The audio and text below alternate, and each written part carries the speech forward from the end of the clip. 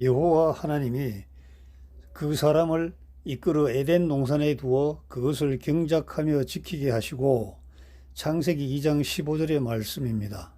하나님께서는 사람을 지으시고 지으신 그 사람을 에덴으로 이끌어 가셨습니다. 여기서 중요한 몇 가지 단어를 살펴보겠습니다. 그 사람이란 것은 히브리어로 하아담인데요. 하아담. 육체 덩어리뿐인 생명체인 사람이 아니라 하나님께서 정성을 다하고 심혈을 기울여서 영과 육을 접목시켜 만드신 걸작품, 그리고 그 주권이 하나님에게 있는 사람이란 뜻이죠. 이끌다는 것은요, 히브리 말로 이카츠, 라카으, 취하다, 데리고 오다, 지정해 두다에서 기원하는 말이죠.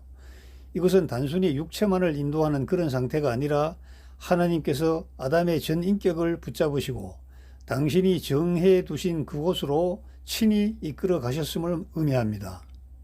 이 이끄신다는 것은 마구 잡아당기고 질질 끌고 가셨다는 뜻이 아니라 자발적인 의사에 따라서 그쪽으로 가게 하였다는, 그러한 점에서 신과 피조물인 사람이 함께 손을 잡고 가는 그 아름다운 모습, 이것을 내자로 신인 협력이라고 표현할 수 있는데, 여러분은 그 모습을 한번 상상해 보십시오. 우리 삶에서도 하나님께서 저와 여러분의 손을 잡고 낙원으로 이끄신다는 그 상상을 해 보십시오. 얼마나 신나고 멋진 말입니까? 동산이란 곳은 지난번에도 알아봤지만은 분리된 곳, 따로 경계를 설정한 곳, 따로 울타리를 쳐놓은 지역, 어떤 불순한 사상이나 불순 세력의 영향을 받지 않는 곳을 의미하죠. 우리가 어머니들이 아이를 낳았을 때 금줄을 쳐놓죠. 아무도 들어오지 말고, 들어오지 못하게 하고 산모도 밖으로 나가지 못하게 하는 그러한 구역입니다. 두다라는 말은요, 쉬다, 머물러 두다, 위안하다, 이런 뜻인데, 외부의 침입이나 내부의 근심이 전혀 없이 절대 평안을 유지하는 가운데 살도록 걸틀을 마련해 둔다, 이런 뜻이죠. 경작한다는 것은요, 아담의 평생 직업이 땅에서 노동하는 것을 시사합니다. 여기서 노동은 단지 생계만이 아니라 자연과 세계를 관리하게 하신 하나님의 뜻을 받드는 것이라는 것을 알아야 합니다. 개역 성경은 다스리다라고 표현하였는데, 만약 아담이 다스리기만 하는 곳이라면 에덴은 낙원이 아니라 지옥입니다. 우리는 아담과 하와가 아무 일도 안 하고 잘 먹고 잘 살았다고 생각할 수 있지만 절대 그렇지 않아요.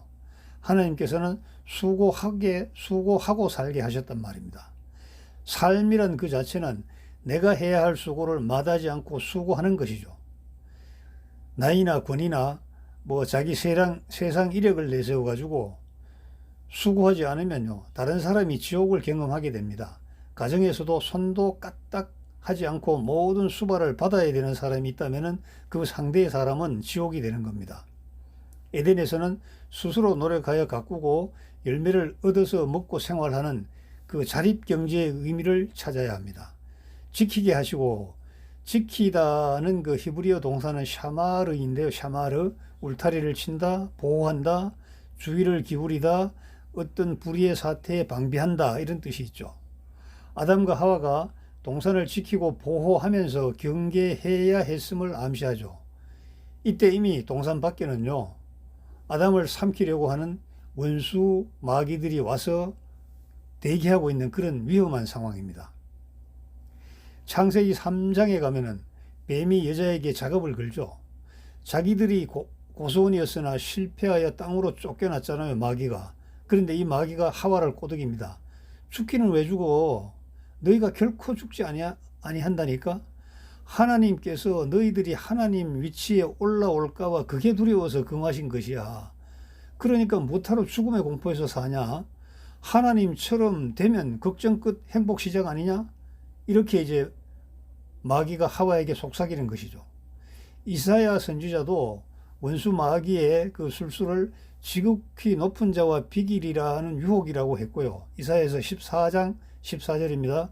사도 요한은요, 이 원수 마귀의 정체를 마귀 사탄이라고 확정했습니다. 요한계시록 12절 9절입니다. 새 번역으로 현대어 번역으로 한번 볼까요? 여호와 하나님께서는 사람을 에덴 동산에 데려다 놓으시고 그 동산에서 농사도 짓고 또 동산을 돌보게 하셨다고 되어 있습니다. 자, 여러분, 하나님의 말씀이 과연 무엇일까요? 죄를 지어 낙원을 잃어버린 우리에게 낙원을 회복시키는 원리를 설명하신 기록이 바로 말씀이자 성경인 것입니다. 그런데 우리는 자꾸만 뒤로 가고요, 의장을 놓죠. 하나님께서는 간절히 에덴의 복원을 원하십니다. 하나님께서는 말씀을 지키라고 하십니다. 이것은 우리를 위한 것입니다. 믿지 않는 우리는 영원히 신락원하고 지옥에서 살지만 하나님께서는 전혀 손해가 없으십니다. 16절에 여호와 하나님이 그 사람에게 명하여 이르시되 동산 각종 나무의 열매는 내가 임의로 먹되, 자, 여기서 임의로 먹되 먹고 싶은 대로 먹으라. 횟수나 개수나 제한된 게 아니고 너 마음대로 먹으라는 것입니다. 17절에 선악을 알게 하는 나무의 열매는 먹지 말라. 내가 먹는 날에는 반드시 죽으리라 하시니라. 여기서 첫 금령이 나옵니다. 먹지 말라. 먹으면 반드시 죽어. 반드시. 아담과 하와가 죽는 것은 선악을 알게 하는 나무의 열매를 먹음으로 인해서, 그 열매의 독성으로 인해서 그 자리에서 즉시 죽는 것이 아닙니다. 먹지 말라고 하신 하나님의 금령을 무시하고 먹으려는 마음이 죽음으로 이끈다는 것이죠. 그러니까 먹으면 그 순간에 바로 죽는 게 아니라 그것을 먹는 순간 그의 죽음이 확실해졌다는 겁니다. 이렇게 풀이하면 좀 더 쉬울 것 같아요. 너가 그것을 먹자 말자 너는 확실히 죽을 운명에 처해질 것이라, 이렇게 생각한다면 좀 이해하기 쉽죠.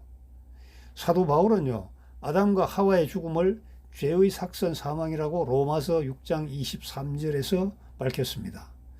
모든 열매를 임의로 마음대로 먹으라. 모든 열매는 하나님이 위임하셨습니다. 위임받은 모든 열매의 영역에서는 창조주 하나님과 사람의 구별이 잘 드러나지 않죠. 우리 삶 속에서도 하나님의 존재가 잘 캐치되지 않는 그러한 이치와 동일합니다. 그러나 동산 중앙에 선과 악을 알게 하는 나무의 열매는 먹지 말라고 하였습니다. 창조주 하나님과 피조물인 인간의 근본적인 차이를 보여주는 그 열매입니다. 그래서 선악을 알게 하는 나무는 저 구석 외진 곳에, 잘 보이지 않는 곳에 두신 것이 아니라 잘 보이는 동산 중앙에 두셨습니다. 어디서든지 전후 좌우 동서남북 사방천지에서 잘 보이는 그 중앙에 두신 겁니다. 무슨 일을 하다가도 허리만 펴면 보이는 곳이 중앙이죠. 오, 나의 창조주 하나님이시여, 나는 창조주 하나님의 피조물입니다. 이런 고백이 저절로 흘러나오게 만드는 겁니다. 항상 이것을 자각해야 에덴이 유지됩니다.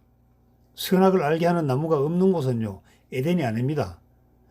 우리의 행동과 생각을 제한할 수 있는 아무런 금령이 없는 곳은요, 절대 에덴이 아니라는 말입니다. 선악을 알게 하는 나무의 열매를 덥석 뱀으로 먹어도 죽음이 찾아오지 않는 것은 그곳은 에덴이 아니라는 것이죠. 하나님은 하나님이시고 사람은 피조물인 것을 분명히 알게 하는 곳이 에덴이고 알게 하는 것이 선악과 열매인 겁니다. 그런데 뱀은 하나님과 인간이 구별되는 경계를 허물려고 무진장 애를 씁니다. 선악을 알게 하는 나무 열매를 먹어. 그러면 너의 눈이 밝아져서 하나님처럼 된다니까. 이 유혹에 넘어가서 선악과를 먹었고 그로부터 죄가 시작된 것입니다. 자, 여러분, 지금까지 설명을 육하 원칙으로 정리를 하겠습니다. 누가, 하나님께서 언제 아담과 하와를 창조하신 다음에 어디서? 에덴 동산에서 무엇을? 하나님을 알게 하는, 선악을 알게 하는 나무의 과일을 먹지 말라고 금하셨다. 어떻게? 동산 중앙에 선악을 알게 하는 나무를 두어 어디서든지 잘 보이게 하시면서. 왜? 이 왜가 중요하죠. 이 왜에 대한 의미를 확실하게 저와 여러분이 알아야 되고, 여러분도 스스로 이 왜에 대한 의미를 계속 궁구해서 확장해 나가야 됩니다. 우리 삶에서 에덴 동산을 복원하도록 하기 위하심이죠. 어떻게 복원하죠? 그 방법은 일단 울타리를 치는 겁니다. 세상에서 형성된 사고를, 행동을, 습관을 가치관을 버리고 그 울타리 속으로 들어가야 하는 겁니다. 그 과정이 자아가 파쇄되는, 자기를 부인하고 자기 십자가를 지는 과정입니다. 그 결과 가치관이 새로워지고 생명이 넘치는 삶이 가능하게 됩니다. 그러므로 우리는 우리가 범했던 선악과를 토해내고 본래의 에덴 동산을 복원해 나가야 되는 것이죠.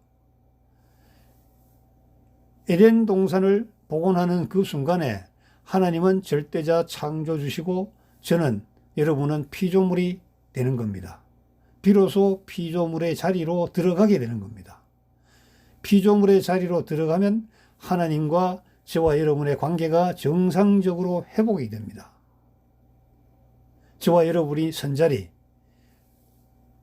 가정, 직장, 사회, 그리고 모든 사람의 마음속에 선악과의 씨앗을 심어 나가야 됩니다. 그 순간에 에덴으로 복원되고 우리의 삶은 에덴이 됩니다. 나의 썩어 빠진 심령에, 더러운 강물에 생명의 강이, 아름다운 생명의 강이 흘러 넘치게 되는 것입니다. 여러분, 감사합니다.